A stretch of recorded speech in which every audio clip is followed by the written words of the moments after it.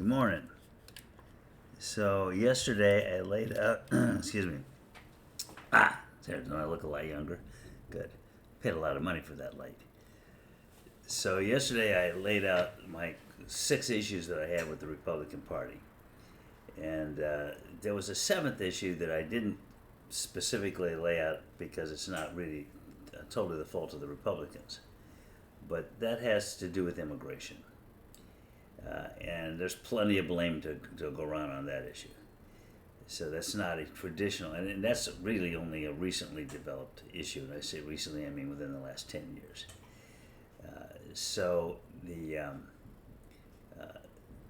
fundamental problem I have with both parties is they ignore the root of the problem. Now, my friend Craig is always fond of saying, in spite of my best efforts, that, hey, this is a problem that easily could be solved by Biden. All he has to do is go back and implement Trump's policies of remain in Mexico and build the wall. Well, first place, not even Trump is trying to build the wall this time around. So what does Trump know that my friend Craig doesn't know? What Trump knows is that the wall, in the first place, is never going to pass. It's the reason it was the Republicans that killed it the last time, because it's a boondoggle. True, there are walls and fences along the border, strategically placed. But you don't need walls in the mountains, and you don't need fences in places where people can't go anyway. So, and it's enormously expensive, and it's not necessary, because the problem we're having right now is not illegals sneaking in. The thing that's blowing a hole in our border is that our border agents are all tied up with these people seeking asylum, and because of that, there's not enough resources to deal with people who are otherwise sneaking in, like possible terrorists. And we've had a couple of incidents of things which are pretty damn scary. We need to have our border patrol patrolling the border and not processing applications for asylum. And I've been over this with my friend, and he knows that. So here's the problem with asylum. In the first place, it's the statute. This is a legislative problem. Trump ignored the asylum statutes, and he just told people to stay in Mexico.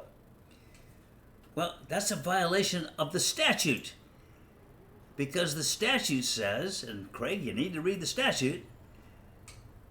The statute says, and I'm paraphrasing it, but I'm well familiar with these statutes, I litigate them, that if somebody comes into the United States and they have made a showing that they are in legitimate fear of injury or death in their home country, they cannot be made to return to their home country.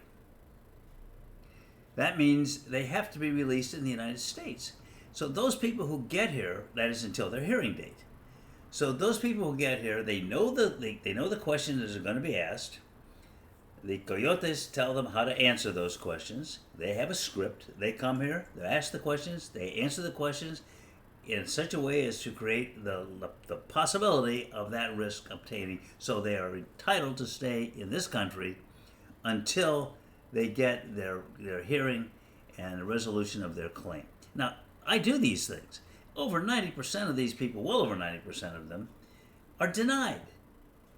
Which means if they didn't come here in the first place, they would be in no different position other than they wouldn't be out all the money and all the risk and all the heartache that they've taken in traveling up here to get ultimately denied. But they know they're not going to be denied immediately. They know they can stay here in this country for a number of years. And in the meantime, they can, hope they can set up roots and make a case, at least sending money back home. They can take advantage of being here without worry for a period of years until their first hearing is held. One of the things that was addressed in this immigration bill that the Republicans killed, and it was authored by James Langford, a border hawk from Oklahoma, was a lot of extra money to process these applications within weeks, if not months, if not weeks, of the time these people first enter the country, which would solve that problem. But you need a lot of money, and that has to come from Congress. The easy solution that I have explained to Craig, and he always ignores me, is change the statute, the immigration fundamental asylum statute, which says that you have to be in the United States to make your claim. So you can't tell people, you shouldn't have made your claim in this country, you should have made your claim back in your home country or some other country that will allow you to sit there and make a claim, but not in the United States. To do that, you have to change the statute. Where are the Republicans and where are the Democrats on changing that statutory requirement? Take out the requirement. It's a requirement. It isn't just a permissive thing. It's you have to be here to seek asylum. That's in the law.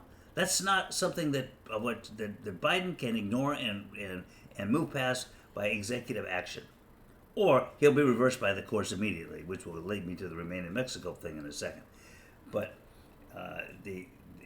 this is the fundamental problem, and that's a fundamental basic solution. Tell these people they have to apply at the American Embassy. And if they make a legitimate showing, not some minor prima facie case, but essentially a hardcore solid showing like they'd have to do in an immigration court, that they are really in imminent danger, in that case, then they should be allowed to come right to the United States. But don't tell them they can come to the United States and then we'll decide once they're here. In a few years we'll decide, because that's not just a magnet that draws them here. It's like they're being pulled in here, but they're also being pushed here. So we are our own worst enemy, and it's a legislative matter. Where's the Republican Congress on that matter, or any matter for that matter? Did I just say that? Well, okay, that was not well phrased. Sounds like I'm trying to write poetry, and I'm not that good at poetry, as you can plainly see. So, I know, that's the problem with me. My poetry sucks. But let's go. We don't have to stay with that. This should not be a thing to criticize old Ed. We're criticizing Craig and the asylum seekers and the government and the Congress and everybody but Biden. So now they're saying, well, why doesn't he just do Trump's Remain in Mexico? Instead, what he's done is he's adopted this own, in desperation, I guess, put together this thing where they can shut down the border, that is, the points of entry that allow people to come into this country between the established points of entry, like illegally across the border, and then apply for asylum, that they're going to shut that down if the number of asylum seekers is, whatever that was, is above 2,500. And that's just clumsy, and it's probably going to be thrown out by the courts. But that man has to operate within the rule of law. And the courts are there to see it. And Trump's Remain in Mexico thing was thrown out by the courts for that very reason. Violated that provision that says that if they're basically in fear, we have to let them here. Now, I guess we were able to work that out with Mexico, but I haven't read the court's decisions on it. But apparently they've said no, that's not sufficient. You can't tell them they could remain in Mexico. You have to let them stay here where they're safe. We know they're safe until their hearings are heard. And so that's why his Remain in Mexico thing was thrown out. The other problem with Remain in Mexico today, and Craig ignores this all the time, is the Mexican government has to approve it. The Mexican government agreed to do that with Trump. They're not agreeing to do that now, because they saw what happened with the Remain in Mexico. We had all these people living in gutters and parking lots. Women were being raped. Children were being abused. It was a horrific situation right there at Mexico's border. And they said, look, this is not our problem. So, do something else with it. Keep them there. Don't let them in the first place. But you're not going to be able to let them stay here in Mexico. We will block their passage. And that being done, Biden can't do the Remain in Mexico, even if he wanted to, and neither can Trump. And that's why you don't hear Trump coming around setting out any specifics about how he's going to deal with this immigration problem. All he does is say, well, we have a problem. Biden is president, therefore it's Biden's fault, and elect me. That's what he's doing all the time. And that's what Republicans do all the time, which is one of the problems I have with them. You'll hardly ever hear Republicans coming up with solutions for anything other than to cut taxes. And I got to tell you, again, I'm not going to pick on Craig because he's a very, very good friend of mine, and he's a good person. He's a good lawyer. But the idea that the tax cut was put in there to stop companies from fleeing to Ireland is ridiculous. how much money did we lose from tax revenue from cutting the taxes versus how much money did we lose from tax revenue from a few companies going over to Ireland?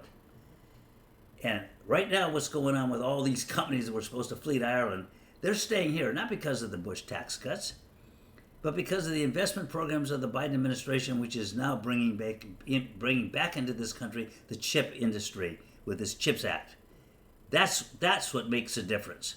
There are ways of accomplishing these things other than slashing taxes. That was nothing more than a ploy to slash taxes for the people who need it the least. They didn't have to make that and Craig says, well, they cut taxes for everybody. Yeah, by dribs and drabs. But the people who got the massive tax cuts were the richest corporations and the richest individuals. And since those are the people who pay the most taxes, and they complain about it all the time, and I frankly don't blame them, but those are the people whose tax cuts resulted in the massive increase in the national debt.